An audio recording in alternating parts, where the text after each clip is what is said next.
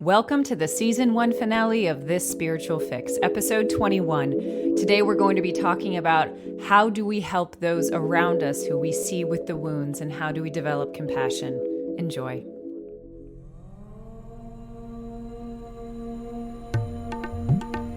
Hypnosis, mindfulness, meditation, past life regression, RTT, spirituality.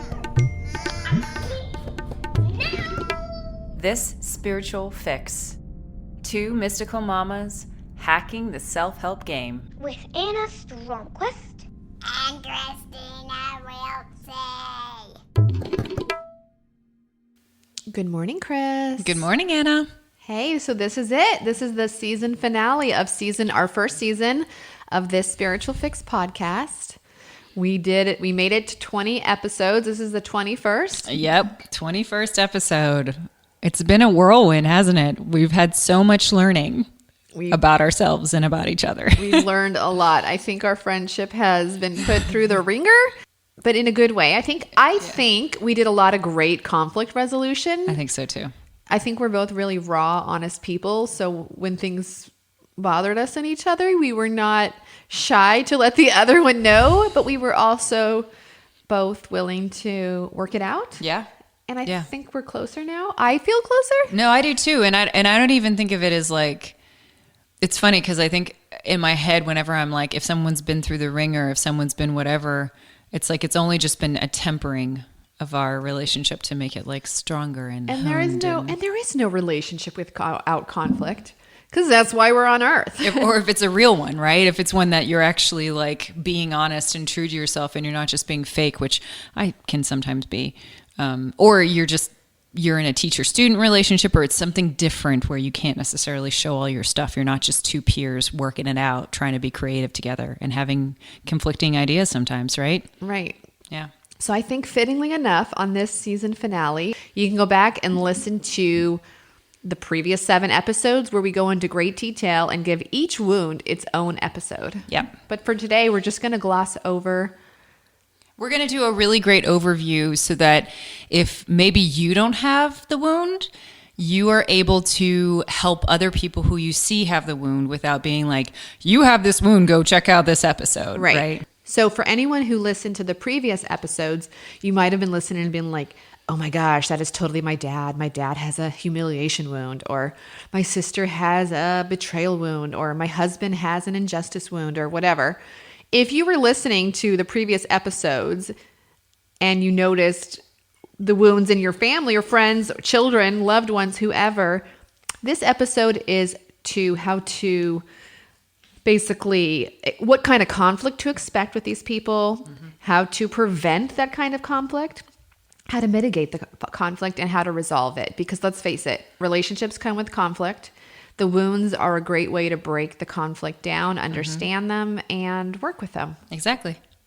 All right, so should we start with abandonment wound? Yeah, your favorite. My favorite. Well, so Chris, why don't you start and give us a little overview of the abandonment wound? Absolutely. So the abandonment wound is obviously something that gets formed when you feel like you have been left. It's often a result of neglect, and it is one that what we say sits in the second chakra, which is all about addiction and sexual reproduction and all these different things. But the mask of abandonment in particular is codependence. And for those of you who don't know what codependence was, because it's a psychological term and you may not be aware, codependence is all about how you are depending on other people to save you, and you are also making yourself indispensable so that people do not leave you. Right. So the kind of conflict you could expect to see with someone with, if you have a loved one with a abandonment wound, is they're going to overperform, overact, and then also get exhausted. So and blame you for not saving them. And blame you for not saving them. They're horrible at verbalizing their needs. They'll complain when they're exhausted, but they won't be very direct and be like, I need you to do this, or would you do this?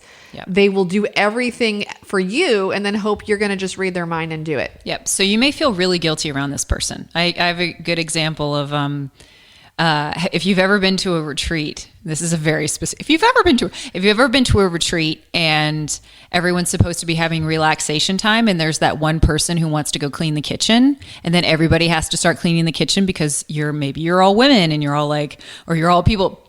Like basically, it's like. I've seen it happen a number of times, and this has actually happened with you, Anna, where everyone's supposed to be chilling, and one person's like, no, I'm going to go clean up. I'm going to go take care of everyone. I'm going to go take care of everyone and take care of it because I just feel like doing it. And then everyone else either has to feel guilty so they can't actually relax or they have to go help. Right. So you basically kind of get rid of those sanction times that are supposed to be of something or another. That could be an experience of feeling that. That's a very specific one. Specific, but it's a good analogy. Yeah. I think some ways to prevent conflict with abandonment wound is extremely clear communication, because the thing about an abandonment wound is silence to them, they will infer the worst. So if you go MIA, crickets, you just kind of ghost them. Let's say you got some big project at work or you're not able to respond to their text, they're going to assume the worst. They're going to assume either the friendship or relationship is over, you broke up with them, you forgot them, you don't care about them, or you died. So, or you're in the hospital, you've gotten in a car accident. Yeah, they're going to assume the worst. So the best thing to do is, if you need to take a breather from these very, very intense people, communicate it with them. Be like, hey, I got a big project at work. I might not be texting you as often for the next 7 days, or, Yep. I got a big deadline this week. I probably won't be able to hang out with you, but just know, this is where it's important to communicate clearly. Just know I'm thinking of you and I can't wait to see you again. Yep. If you use those two lines, can't wait to see you again, I'll be thinking of you, you're good. That they just need to know. They just need to know they're not forgotten and abandoned, and you should be pretty good with just that. Yeah, and knowing what to expect too. This kind of bleeds into betrayal a little bit, but definitely like knowing that very line does everything. It's like they know what to expect and they know when to see you. Then we'll see you again, because you are directly addressing the fact that with abandonment, people left and never came back, and they never told you when to expect to see them again. Right. If you are emotionally involved with someone with an abandonment wound, just know that they're terrible at making boundaries. Yes. So you might be like, why did you volunteer for all those things? Why are you wearing yourself out? We were supposed to do this weekend, and they've overcommitted, or, they just can't say no. They're bad at boundaries. Just know that might happen. It's nothing personal. It doesn't mean you're any less important to them. They just are bad at saying no. Yeah. And also what that means is that if you start complaining about something, that they may infer that they then need to rescue you, because that's what they would want done to them.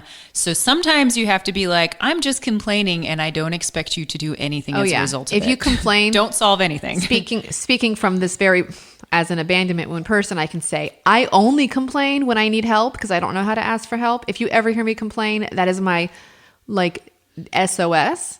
And similarly, if I hear someone complaining, I will rescue them. I will try to do whatever is in my power to help them, when really they were just venting. Yep. So don't complain around an abandonment wound person unless you want, or just be clear. Just be clear. It's just be all like, about hey, being clear. This is a vent. You're allowed I don't need to you to save me. I just need to tell you that I'm pissed about X, and Y, if you've Z. forgotten to be clear, then just clarify and be like, hey, I don't need you to fix anything. It's okay. Perfect. Yep. Yes. Another thing to know about the abandonment wound is they are probably the most forgiving. They are the doormats of the universe. Just kidding.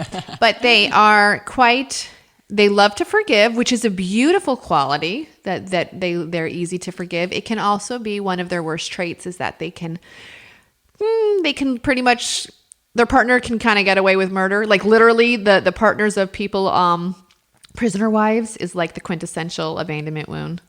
But that being said, yes, you probably can get someone with an abandonment wound to forgive you for anything. Try not to exploit that. And just know that a sincere apology and a promise that you are not going to abandon them will resolve pretty much any conflict. Yep. Anything else you want to throw in there for what it's like to live with, befriend, or parent, or whatever with an abandonment wound person? No, I think that's a good cover. I think it really is. I think it's just a matter of And a lot of these, you'll find a resounding thing of being trustworthy. And that's particularly with some versus others, but I think it definitely applies to the abandonment one is to fulfill your, at least promise something. Actually, let's cut that all out. Nope, nothing. I think I'll add one thing, which is just to say that an abandonment wound, as long as you make them know that you exist in their world, they can roll with anything. Like my example is, like I know someone, for example, I know two people who have a lot of injustice. They can't stand when their spouse yells at them. They like take it as a great assault. And I'm like, abandonment people are actually okay with being yelled at or people showing anger towards them because you still exist in their world. Yep. Being shut out is the worst. Being ignored, shut out, silent treatment, just missing, like crickets, that's the worst. Like we can take anything if we still are in your world. All right, moving right along to rejection wound. You want to give a summary? Yeah, I'll give the summary of the rejection wound. The rejection wound usually happens very young to a lot of people when they may have first experienced this, and it is a form of being rejected either in whole or in part of yourself as a person. It is something that is rather active in the sense of it's like, whereas abandonment can just be a form of neglect, rejection is an active form of rejecting personhood of another, basically rejecting the existence or individuality or personality of another person, or a child or something along those lines. And the mask is the fugitive, and the fugitive is the person who is always trying to disappear. Escape artist. They are an escape artist. They are continually hiding their true selves, or they're very surreptitious. Like they're very like, I'm just going to do my own thing and I'm never going to have to ask anybody about it. Or they don't show up. They don't commit. You invite them to things. They're not around. Right. And that's them. So some conflict that could arise with them is if you are, first of all, they're not going to bring up the conflict. You just got to know that right now. If there's a problem in the relationship, they probably won't talk about it. Like I had an ex-boyfriend, and he said that him and his ex-girlfriend never fought once in like 5 years that they were dating. Wow. Because she ran such high rejection that if there was a conflict, actually him too, I think they both just never addressed it. They just kind of went around it. Wow. Well, crazy to me. But anyways, they will avoid conflict. So if you're the one involved with a rejection wound person, just know that you're going to be the one probably having to bring it up. And this is the most important part about the rejection wound, is when you're bringing up issues in the relationship, you have got to do all those like good listening skills and active listening. You have got to, like, with no more, like there was no other wound with which it's that important, as important to practice those active listening. So I like the sandwich compliment is the quintessential one. You give a compliment, you bring up the issue, and then you give another compliment. Okay. The sandwich. But when you bring up the issue, you got to be really careful to never make it sound like an attack, like you're villainizing them, that you're demeaning them. You have to stick to facts and feelings. Like this is what happened. This is what made me, this is how I feel.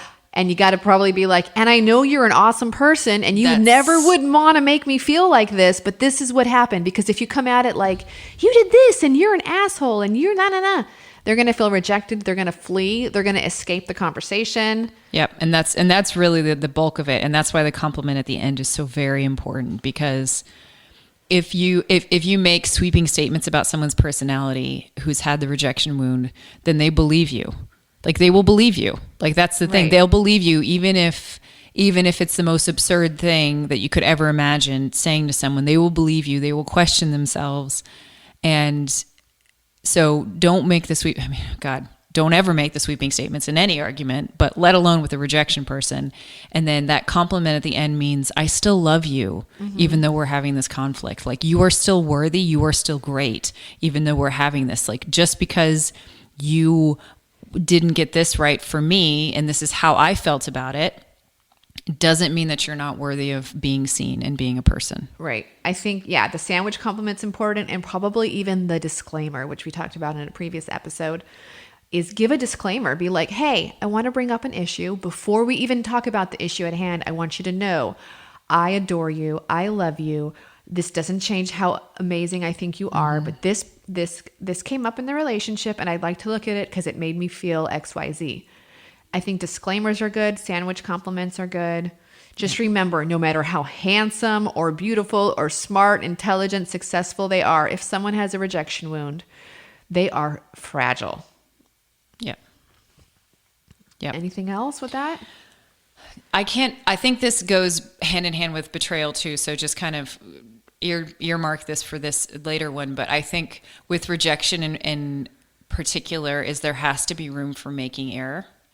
Right. You got to remind them that even if they're not perfect, they're worthy of being loved. Yeah. Because they might think, well, if something's wrong with me in any way, she's going to reject me. Yeah. And I have a bit of a hybrid rejection betrayal wound as like kind of my primary between the two of them. And I can easily say that I've noticed this a lot recently, even since recording the episodes, is that my room for error in my own life is very small. And so is my room for my kids' error. Like, you know, like I rarely let them not feel ashamed or reject them or do something along those lines if they make a mistake. Well, you better not do that next time, right? Because I'm not going to get it for you next time or something like that. And I think it's really important to recognize that you probably hold yourself up to a standard. Even if you're in a rejection place, you hold yourself up to a standard and you need to not hold other people up to that same standard and allow yourself to make mistakes, allow others to make mistakes. Nice. Moving right along to the injustice wound. Do you want to give a summary for that one again? Yeah. Injustice is all about the ability to say this is fair or this is unfair and becoming basically the judge of everything that is in your life. It's a result of basically feeling that you didn't get enough and somebody else got more. And, you know, again, it goes back to, all of this goes back to worthiness, but it has a lot to do with feeling judged and feeling judged unfairly. Perhaps you were one in numerous different siblings and you had a lot of different siblings and everyone got treated differently. Maybe you were the oldest person in your sibling thing. And so you got different rules than the youngest one. The injustice wound is something that shows the mask of rigidity, right? So the critic, what is it? The harsh critic. The harsh critic, thank you. The harsh critic, in that you're, if you know somebody who's coming up with this injustice wound, they are often very harshly critical of you. They are often telling you what their opinion is as if it is the only opinion that is correct. They are often basically not really allowing any movement from what they believe to be correct, and then possibly making you feel a lot of guilt if you don't go the direction that they do, because they're trying to implicitly control you fulfilling their opinion. Go ahead. They'll also almost never admit when they're wrong. Like, I'm sorry, I was wrong. That's probably never going to come out of their mouth. If you're wanting an apology from an injustice person, for them to actually own up to their mistakes or say they were wrong, it's probably not going to happen. No, and they'll be like, "I'm sorry, I was wrong, but I'm sorry you did felt this." like that. Or yeah, I'm sorry you felt like this, or I'm sorry I did this wrong, but this is the reason I was right. There'll be a but in there. So just make peace and grieve the loss of a true apology with injustice people. You probably won't get it. Another one is, I personally, now I don't know if this is true for everyone, but I know I personally find people with the injustice wound to be very exhausting people to love, because they will constantly try to make things fair. And they have this like impossible scale in their head that you don't even know what the parameters are. Like, you don't know what the scale is and like what's fair, what's not fair, what's too much, what's too little. And so you might accidentally do too much or too little, and then suddenly you're wrong because you didn't do something according to their scale. And it's kind of exhausting if they're trying to make things fair all the time. They also do a lot of revenge, or they think a lot. They also entertain feelings of revenge and jealousy, because they're all about making things fair. They might get jealous of you. They might try to do this or that to even things out. And again, I find that a little exhausting, but I'm sure it's exhausting if you have the wound too. It's exhausting if you have the wound. It's kind of exhausting me the other end of it. I know personally that I have some very loved ones of mine who run the injustice wound, especially politically. They have very strong political beliefs, and they think that if you don't share them, that you are automatically wrong and unworthy, and they're the kind of people like if they find out you believe X, Y, and Z, they'll just block you on Facebook. Yeah. And I want to say about that is if someone is doing that to you or someone is treating you like that, or you love someone who has these very strong opinions, just remember that it's actually coming from a place of pain. They are vulnerable. They feel vulnerable. And the way of protecting themselves is to be harsh and critical of others and rigid. So I know it's a big ask, but if someone is treating you like that, you got to just remember that it's actually coming from a place of pain and it's nothing personal. Yep. Because to them, their beliefs about the world are the bedrock of the foundation of their life. And if you question that, then they have to then question the bedrock foundation of their life.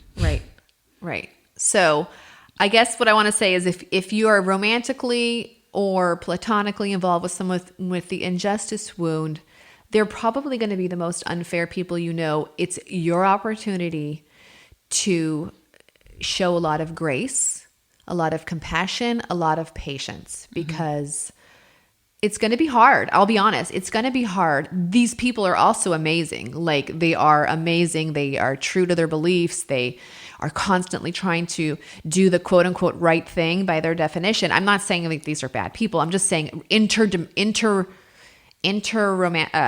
interrelationship wise, they can be very difficult. Yeah. And just know that try to look past their wound because they're wonderful, and just be grateful or gracious. I mean, I don't know. What would you say? Gracious. I would say the other thing that you can actively do, which is a little bit tricky, is expand their worldview.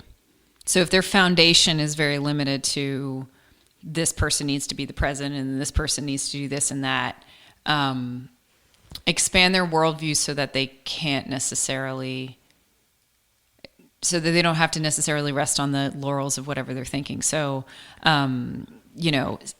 sometimes it's hard. Sometimes it's hard because it's things that are so obviously like have one very strong opinion versus another, and there's nothing that you can do to change that. But just like everything I say when it comes to injustice and bigotry and supremacy is that the more exposure people have to the different and the more exposure that people have to something and the humanness in other people, it doesn't stand a chance. And it just doesn't stand a chance. That's all I can say. I could say that the people with an injustice wound, they really see the world through the lens of black and white. Don't try to convince them so much that the world is gray. Like, you can be the role model and they may or may not get it. But if you have the agenda, like this person, I'm going to change them. Just they're harsh, they're critical, they're rigid, they're very fixed, they're very stuck. Yeah. Don't make that. I would say it's a losing battle. Just love them in spite of it all. Yeah, I think what I mean is like, sometimes with injustice wound people like to be with people who have the same beliefs as them. It makes them feel good. Oh, yeah. And I'm trying to say, expand that out a little bit if you can. You're never going to change anybody else. It's up to everybody individually to change and address their own wounds, and you cannot heal anybody else's wounds, and that applies for every single one of these. But at the same time, recognize that some things exacerbate people's wounds. So with abandonment, exacerbating the wound is not telling people when you're going to show up again after you've been out for a while. With rejection, it's accidentally accusing them of being something when you were attacking the situation and not the person. Right. Injustice is letting them silo themselves even further. Right. Like, not letting them silo is a bad, but you see what I'm saying? Like, basically siloing them and making it so that they're continually validating their injustice. Right. And then another, like, a nice practical thing you can do with people with injustice wounds is really verbalize appreciation for what they've done. Like, they're all about making things fair. So be like, acknowledge like, hey, I noticed, I'm going to make this up, but like, I noticed that you cleaned the kitchen last night. Notice their efforts, because it's all about what's fair. And sometimes just a compliment or a thank you is enough to balance that scale for them. Yeah. And if it's not, then come up with systems like I did early on in my marriage, which was we just started tallying what we did and it wasn't a competition against each other, but it just made it, we got rewarded for every little bit of housework that we did. We got rewarded just like kids do. And it made it so that the injustice, not only could you weren't competing with the other person, but you could see that both of you were putting in a massive amount of work and both of you deserve thanks for it. And so if you create those systems, reward systems, then it'll be beneficial because they'll feel as if, even if it's not fair, they're being rewarded. Right. But maybe ultimately come out of that because eventually we did come out of it. Yeah, but I'm saying it's a really good thing when someone is stuck in injustice like I was. Okay, when you're stuck, yeah, that's a good place to be but eventually you don't want to be tallying everything your whole marriage or. No. Yeah. Well, it's not a tally against, it's just a tally in favor of me. Do you see what I'm saying? I know, but to me it seems very, I see it as very unfair. Like, why should I have to put my energy into making a spreadsheet and tallying things? That to me is a big time suck. Well, we made it really easy. We had a whiteboard and we literally just put a magnet every time. I know, but I guess I'm saying if I was in a relationship where my spouse wanted me to do that, I would find it very unfair because I'd be like, now I'm having to chart everything. Interesting. You didn't agree with it. I mean, no. I'm just saying it wouldn't work for me because I would feel like the unfair that, okay, so my theory is that people with an injustice wound are very unfair. And so like someone wanting me to tally everything I did is unfair because it would now take more of my time to show you what I'm doing. Another example would be like, I know these two siblings and they had a falling out with their parents' inheritance. And one sibling is like, that's not fair. And kind of mad at the other sibling for getting more. And ironically, that is so unfair that a wedge has grown between them over something completely out of the other sibling's power. Mm-hmm. And in the quest for things to be fair, they're actually being completely unfair because they're going a whole lifetime without bonding properly with their sibling out of this thing that they interpret as unfair. So I'm constantly seeing how unfair injustice is. Your injustice wound is being triggered by the thought of having to do something that would help other people's injustice wound. Yeah. Right. My injustice wound is being triggered by what I perceive to be unjust, which would be an injustice person's tally. Right. But it would help other injustice people. Yeah, it might help them. Yeah. So anyway, it's all very complicated. Next one. Betrayal. No, humiliation. So someone with a humiliation wound is governed by shame and guilt. Yep. And as I said in a TikTok, all pleasures are guilty pleasures when you're full of guilt. Mm-hmm. They are constantly in shame. They are very careful with who they reveal things to. Mm-hmm. They will self-mock and make jokes about themselves. Will you please give us a summary of the humiliation wound? Yeah, I'm absolutely. at a loss for words and I'm ashamed for it. Well, you did a wonderful job. You did a wonderful job of describing the actual wound itself, right? Which is we say it sits in the base chakra, in the first chakra, in the root chakra. And it is a reflection of deep self-shame. It has a lot to do with to the point of survival. There are a lot of cultures that use shame as the worst punishment that you can give someone because it is that harsh and terrible to experience that level of shame. And the mask of shame is masochism, which means exactly like Anna was saying, self-deprecation,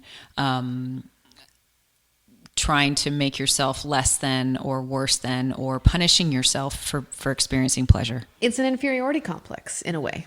Yeah, it is. Yeah, it is. And there might be guilt and shame around sex, guilt and shame around food. They might eat in private. They might binge eat. Bulimia and binge eating are great examples of shame, the shame wound. Yep. And one of the comments on TikTok I absolutely loved about the humiliation wound was, if there was a Venn diagram of humiliation and religious... the Venn diagram of people with the humiliation wound and people with religious trauma is a circle. Yep. I thought that's pretty funny. Yeah. And also sad and true in the sense that a lot of people, and we've talked with Sophia Spallino in our 6th episode about this, about how she had a lot of sexual shame. A lot of people do. I find that I've had sexual shame even though I don't even have a traditional church background. Sometimes I feel like it comes from past lives. Like it's Or that. the morphogenic field that we live in. Yeah, it's so prevalent for people to feel shame for sexual performance, for people to feel shame for for love of sex in general. Like whoever you are, that it's considered unacceptable to be able to express yourself sexually in the most healthy way that you possibly can. Man, woman, non-binary, like anybody you want to say, all different forms of sexuality are coming into the light, and a lot of them have a long way to go. Yeah. Well, common issues that might show up with having a relationship with someone with a humiliation wound is sexual dysfunctions. That's if you're having a romantic relationship with someone, pre-ejaculation or difficulty getting hard, or the woman not being able to be aroused or have an orgasm. I mean, like humiliation can seep into the bedroom in a lot of ways. Yeah. So there's that. I would say in that situation, consult like a tantra teacher or a sex therapist, get some professional help. Yep. And recognize that everything that you can do to love and support your partner who may be going through this, and recognize that there is absolutely nothing. They are not less than human. They are not less than your partner. They don't love you any less. Right. It has nothing to do with how attractive you are or how much they love you. It's their own baggage. It's their own stuff, and loving them despite all of that, or saying the things that you need to say to make them feel better. I once dated a person who, had accidentally had comments about his size when he was younger. He had always felt very self-conscious about that, and saying the absolute opposite of that just for the sake of healing and just for the sake of being like, hey, you're loved no matter what, is like amazing. There's a tantra teacher that I know, and she talks about this whole process that people of any gender can go through, where you're basically just worshiping every aspect of the other person's body, and it's like a 2 or 3 hour experience of we can get onto this we need to do a tantra episode. Yeah, we'll get into it next season, but things in which you're making them feel beautiful and unashamed of whoever they are and whatever they are, both bodily, soul, spirit. Right. Another issue that could possibly come up if you are involved platonically or romantically with someone with a humiliation wound is you might make a joke at their expense, and they might really take it hard. They might really infer shame from that. Yeah. I would never reprimand them in front of anyone else. Oh no. Like how they say it's emasculating to like make a joke about your man in front of your friends. Like that is so much more true with someone with a humiliation or shame wound. Like pull them aside if you have an issue. Never reprimand in public. Never make fun of them in public. Yep. That's like the biggest taboo in some ways that you could do with someone with that wound. Yep. So my son is 3 years old. And I know he already has the humiliation wound, maybe possibly as his primary, but he's also still going through the experience of gaining his trauma. He's also still going through things, but the reason I say that is because he'll say really adorable, cute things with his language, and like, what did he say we were talking about tornadoes, and he was like, there's a tomato in the sky.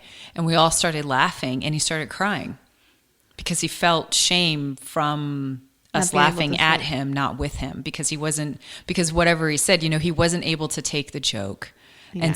And he's done that a number of different times when he takes it as personal, like we're making fun of him. And so for me, I'm working with him because he's my son, to basically say, to constantly give him the affirmations in his life to let him know that like he's perfect no matter what he says, no matter what his speech impediments may be at this point, no matter, what he is, like he's so capable. And that's what I'm continually giving the affirmations of, to try and negate what I can see is coming out as humiliation. Yeah. I think another thing to watch out for if you are involved in some way with someone with a shame wound, a humiliation wound, is that they might infer you putting them down when you're not. I could say that because I can see it in my own relationship that like my husband will give me 300 compliments, and then he'll make one side comment kind of negative. And which one do I go crazy and obsess about? It's that one little thing. And I will like let myself be torn down by Yeah. that one thing. And I have so much more good stuff I could put my energy into, but I will obsess on the one thing that makes me feel like shit. And that's a shame wound. So, Yep. And it's a form of relationship OCD in particular. and it's also, relationship OCD that I probably have too. But I want to say, if you are in a partnership with someone with a shame wound, be really careful when Sandwiching doesn't even really work that Yes, well. sandwiching will not even work. Like in some ways, just don't say anything. Yeah. No, you got to bring it up. How would he bring it up? I think it has to be like extremely, like, for example, want to give an example? Mm-hmm. Like last night, like our dog has regressed and she's not potty trained. And so she had peed in the house, and I had left paper towels over where she peed, with the intention that once the kids went upstairs, I was going to actually scrub the floors and bleach and mop them. So I had a reason why I had left paper towels all over the floor. Right. Okay. So my husband comes down, and under his breath, he sees the paper towels. He's like, I heard him say under his breath, "What the fuck, Anna?" Because he's probably thinking, like, why did she leave little piles of paper towel all over the floors? Like, it's just not typical of me to do that. And he was like, "What the fuck?" And like, I played that "what the fuck" over and over in my head 100 times. Mm-hmm. And then when I mop the floor, I'm like, "Hey babe, look, I mopped the floor. I mopped the floor. I mopped the floor. I mopped the floor. I mopped the floor." Like trying to erase whatever disappointment and shame he had seen in me, Yep. And I think that, as revealing as that might be, like, I think a lot of people with a shame wound probably experience what I did. Like, Yep. You focus and obsess on that one thing. Yep. And then you try to make it right. So I would just be super, super careful what you say around shame people. Yeah. And if you have it, recognize that asking to always seek clarity in people's comments. People may make a what the fuck comment or whatever, but I've done this too, where I've been like, "Wait, what did you mean? What, do you need me to now clean up the whole floor?" Blah blah blah blah blah. Like, I've definitely done that before. And the irony is, I do it to my husband just as much or more, and he doesn't say anything. Yeah. Yeah. So just seek to inquire when you've calmed down from whatever has been triggered in you for that. All right, moving to the last wound, it's betrayal. Yes. My Your drug primary, of choice. my drug of choice. We had a great example of this morning. Oh yeah, as someone who is interacting with someone with a betrayal wound. Give us a summary, Anna. Giving you a summary. Well, I think so my best friend and my husband both are primary betrayal wounds, and my other best friend also. And you guys do not like to be unprepared. Betrayal wound people are adverse to risk. They're adverse to not being prepared. They value loyalty. They value trust. They value safety. So this morning, I sprung on Chris the idea that we were going to record this episode instead of another one we had planned. And she was like, "Wait, what are we going to talk about? Like, I don't know what to talk about." And I'm like, no. Let me just tell you what it is. Trust me, you're going to have plenty to offer this episode. We just didn't prep for this one as we usually do. And yeah, she felt betrayed by me by springing something on her and not completely informing her. And me, as understanding the wounds, was like, okay, I get it. She's pissed at me, and I understand I've activated a wound in her, but it doesn't mean she doesn't love me. And I gave you all the synopsis, like, hey, we're going to talk about this today. I think it'll be a good episode. Yep. And so betrayal wounds happen to people who are basically, something has happened to lose their trust in their foundational parts of life a lot of the time. So whether someone didn't feed them, that kind of goes more into neglect. Someone, somebody, their body betrayed them. These are all specific to me, so you can tell I'm saying it through the lens of my wound. But someone's cheated on them, someone has broken their promises, continually broken their promises to them. All of these different things are the reason that the betrayal wound happens, and the mask of betrayal is control. And control means I need to know everything that's going on. I need to be able to control the outcomes of things because I am trying to prevent myself from being triggered, and I'm trying to prevent things from going terribly wrong. Because when I didn't control things, things went terribly wrong. So the only way I can fix everything is by controlling everything, because then I can avoid pain. And then in doing that, they kind of numb themselves out to life and risk and emotion and vulnerability. Yep. And it is it can be isolating with the wrong person.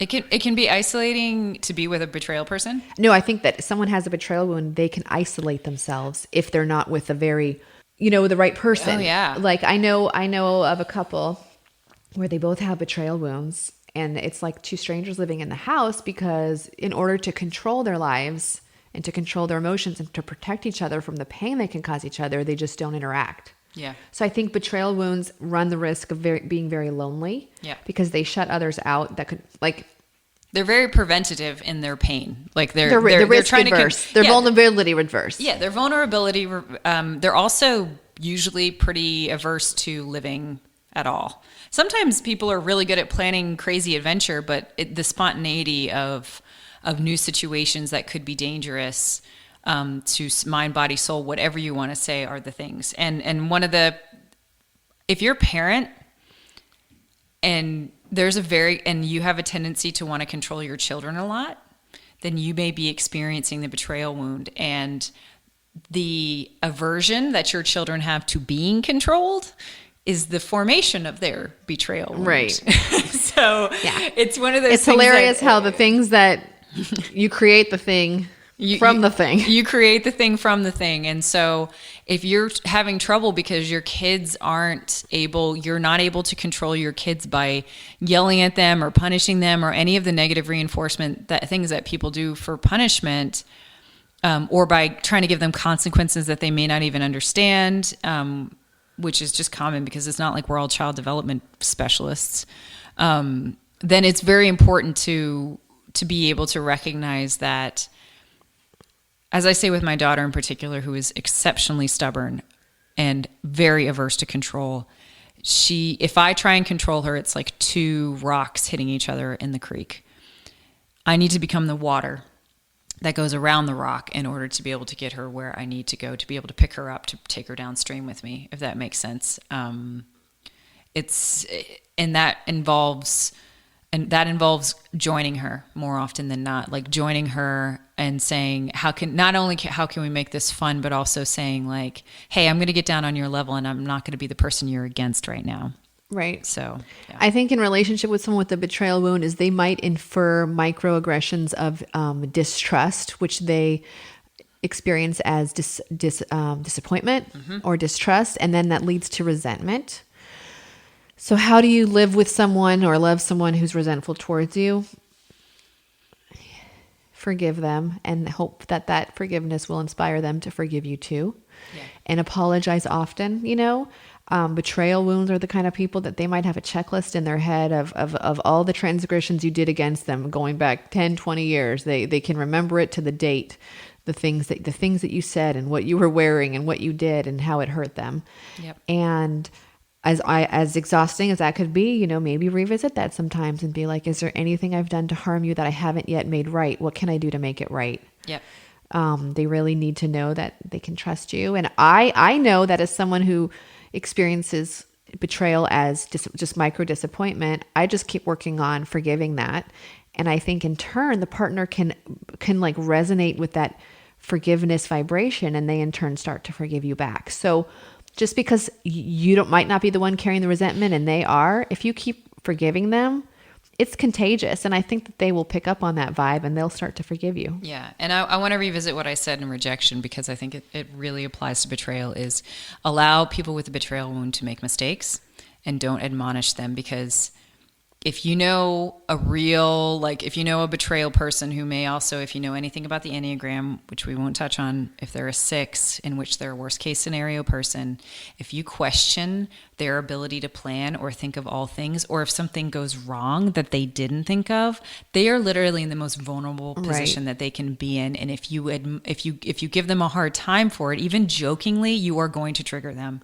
It's like, it's just like, and the best way to counteract that, is to recognize that you need to give them as much information as possible to help them plan all the time. Like, it's as annoying as that sounds. A great example, my car kept having issues with, a new car kept having issues with a new used car, with the oil light going on and my husband didn't tell me about this. He didn't tell me about it. And then all of a sudden I was in the car and it happened, and I had to freak out because it had happened before and he hadn't told me about it. So to me, it was the ultimate betrayal of what was happening because he didn't tell me the information I needed to be able to be prepared. And I wouldn't have taken that car. There were so many things that would have happened if I had been given the information. And so you're in a particularly vulnerable position when you give someone a hard time after one of those situations. Yeah. I think also if you're in a relationship with someone with a betrayal wound, do not assume the worst in them, because they are big on loyalty and big on trust. So if you're like, you did this to hurt me, they're going to like really get on the defense, because they're like, no, absolutely not. Like, how could you ever distrust me? Yeah. So they're big into loyalty, big into trust. And although they have no problem telling like white lies and exaggerating, they are pretty true to their word. Yeah. And they're the overthinkers of the bunch as well. So along with anything that questions their process is going to do something for them. Yeah. So that, I think, wraps up our entire season 1. Yes, it Hopefully does. we've ended the Primal Wounds with something that can be a little more applicable and helpful. And we look forward to seeing you after the break. Yep. We have some great episodes for you next season, and enjoy yourself. Catch up on anything. Be sure to share. If you love an episode, please be sure to share with your friends. Like and review. We're giving you lots of calls to action here. If you rate or review us on the podcast app that you're using right now, it creates an algorithm that helps us look more popular, and other people will find us. And we believe that we are spreading good information that will help a lot of people interpersonally and personally. So give us a like, give us a rating, give us a review so we can spread the word around. Yep. Thanks, guys. Bye. Bye. Thank you for listening to this season finale episode of This Spiritual Fix. Don't worry, we will be back in 2 weeks. And in the meantime, we have 2 special bonuses for you. Each will be released on Tuesday. Please be sure to rate and review and pass this podcast on to your friends. That is how people will find us. Thank you so much for listening. We do this podcast for you, and without you, it wouldn't be what it is. And remember, Humility, gratitude, acceptance, done.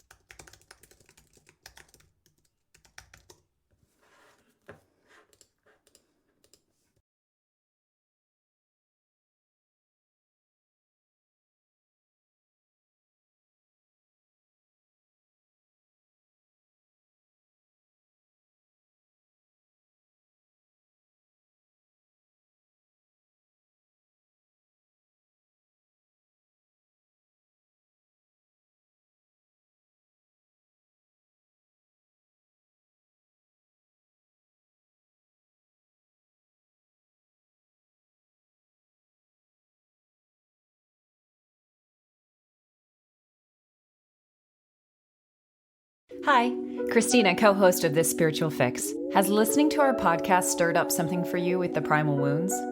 The good news is you have access, and that is the first step to transforming these wounds.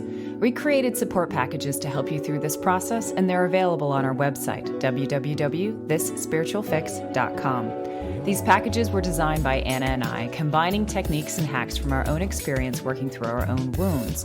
Each packet contains a workbook and 2 meditations, one about forgiving those who have wounded you, including yourself, and one about reprogramming old beliefs. You can buy an individual support package, or for those next level processors, all 5 packets: Abandonment, Injustice, Rejection, Betrayal, and Humiliation.